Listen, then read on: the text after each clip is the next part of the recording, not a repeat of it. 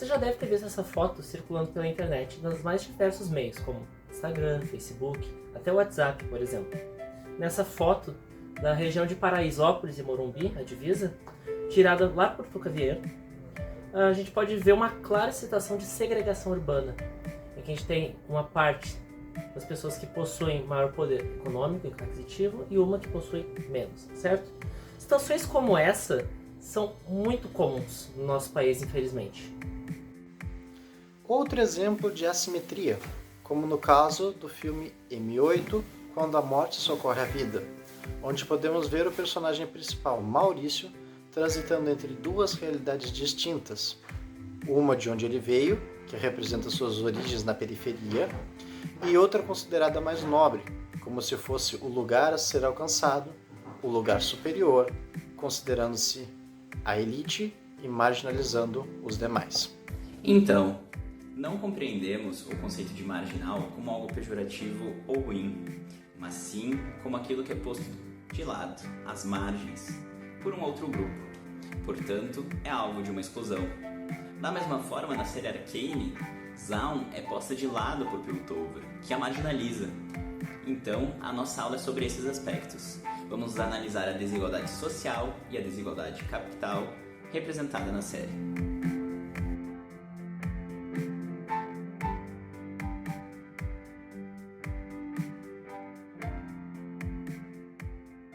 Em um mundo chamado Runeterra, existem duas cidades irmãs grudadas, chamadas Piltover e Zaun. Em outro momento, as duas cidades prosperavam juntas, mas agora elas vivem uma situação de divergência total. A gente tem Piltover, considerada a cidade do progresso, uma região próspera, conhecida como cidade do futuro, impulsionada por todo o seu comércio e pela sua academia. Por outro lado, temos Zaun, o mundo subterrâneo nos vales de Piltover. Nesse local que quase não recebe luz do sol, o desenvolvimento foi paralelo a Piltover, pois cresceu juntamente com o enriquecimento de sua vizinha, que outrora foram uma só, mas agora são sociedades simbióticas, mas separadas. A grande virada na trama da série são os cristais Hextech. Após as guerras rúnicas, evento catastrófico ocorrido nesse mundo, a magia foi banida em diversas regiões, incluindo em Piltover. Entretanto, com a descoberta desses cristais, surge a possibilidade de impulsionar a sua tecnologia com uma certa magia, criando assim o Hextech, uma tecnologia que une magia elemental e espiritual através dos cristais. As diferenças começam quando em Zaun não temos o alcance dessa tecnologia, reservada somente para os considerados nobres, a elite. Por conta disso, os cidadãos de Zaun acabam vendendo sua mão de obra, o que Vilar considera como um sintoma da reificação do trabalhador e da redução da força de trabalho a uma mera mercadoria. É uma característica muito marcante no sistema neoliberal. Por conta disso, a região teve que explorar novas formas de obter o seu próprio desenvolvimento. A tecnologia Quintech, uma tecnologia desenvolvida pela falta de verba para o uso da tecnologia Hextech, que possui efeitos parecidos, mas com maiores riscos, com a possibilidade até de ser tóxico ou explosivo. Não é somente esse paralelo que a gente vê na animação.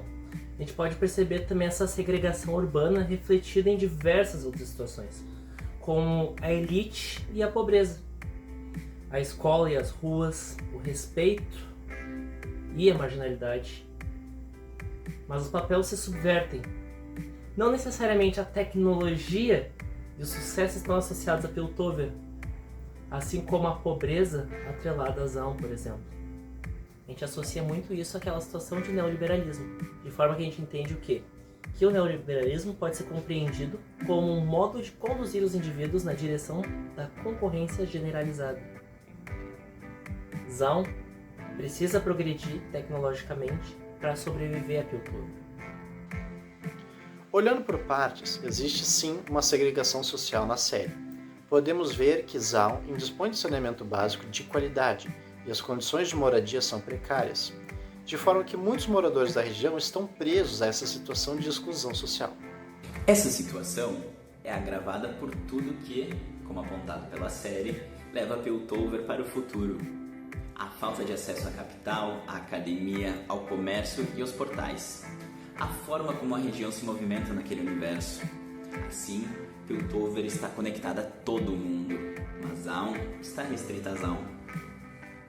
A gente pode dizer que Piltover oprime Zaun, ao considerar o cenário de opressão como aquele em que os indivíduos sofrem pressão por apenas serem daquele lugar.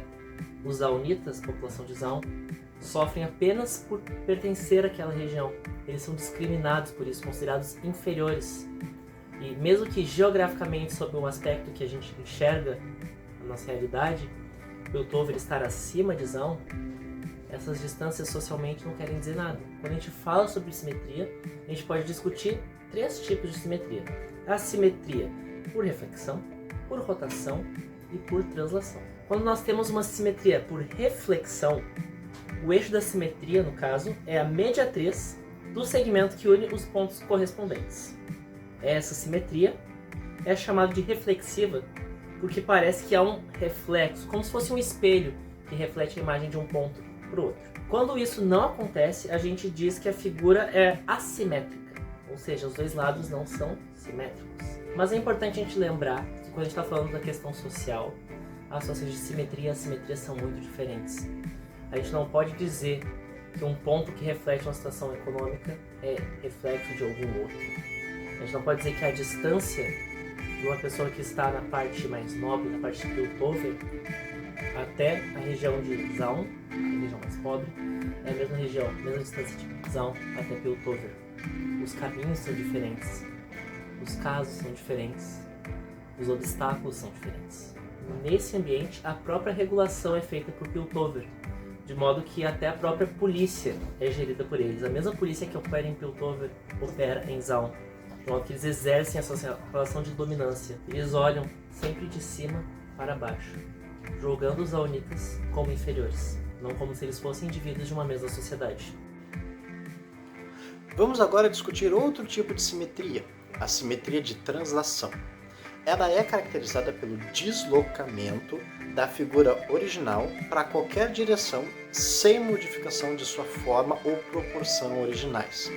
Por exemplo, se a tecnologia resolvesse todos os problemas de Zaun, bastaria fazer uma simetria por translação da tecnologia X-Tech para Zaun e tudo estaria resolvido. Mas como a própria série mostrou, isso não acontece. O que ocorre é mais uma forma de assimetria, ou seja, a tecnologia Quintec. A própria criação da tecnologia Quintec representa um cenário de opressão. É o desenvolvimento de uma tecnologia própria para resistir ao opressor, uma resposta ao X-Tech e uma forma de se proteger, prevendo inclusive a violência policial que eles passam. Vamos dar um foco maior à série.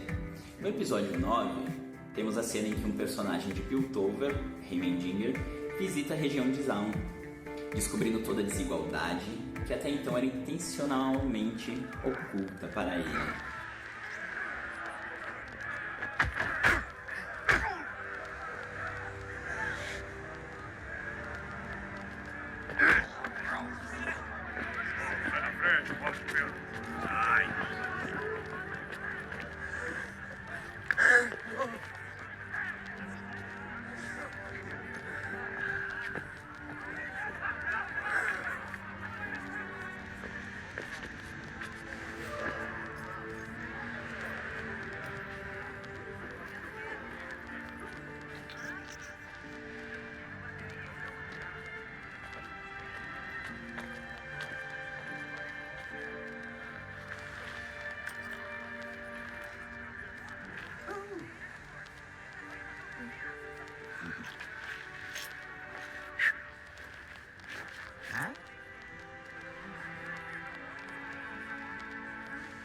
Assim. Sai de perto dela. Tchau.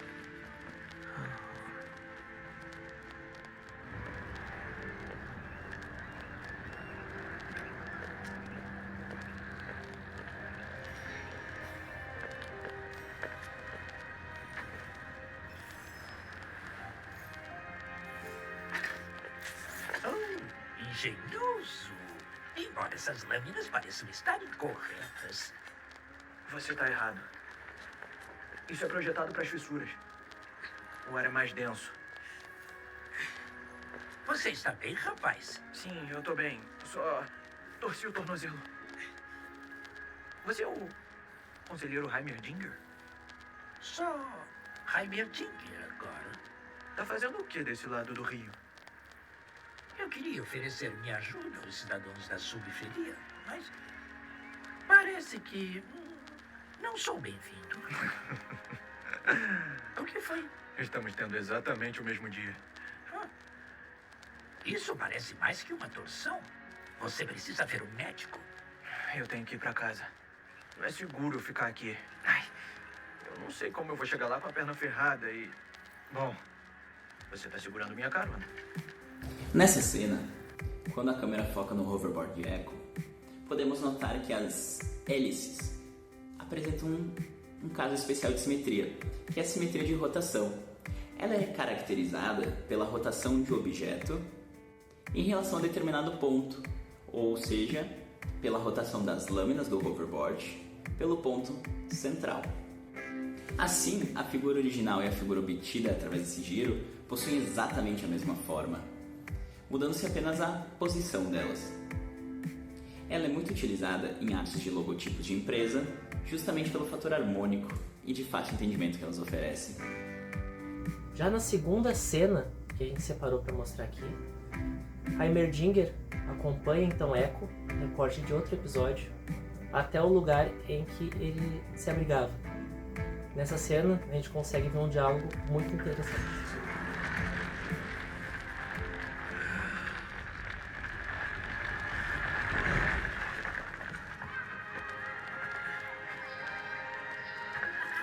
Impressionante. Tudo isso foi criado em sua breve vida? Como conseguiram fazer tanta coisa tão rápido? Ficaria surpreso com o que pode fazer quando a sua vida depende disso. Por que essa coisa? Com certeza, métodos de transporte mais eficientes e seguros.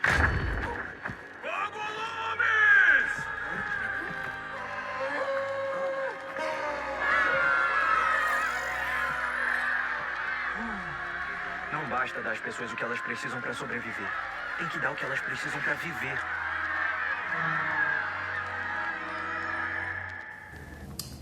Ao desvelar a situação, ele concluiu: isto é, a gente não quer só comida, a gente quer comida, diversão e arte. A gente não quer só comida, a gente quer saída para qualquer parte.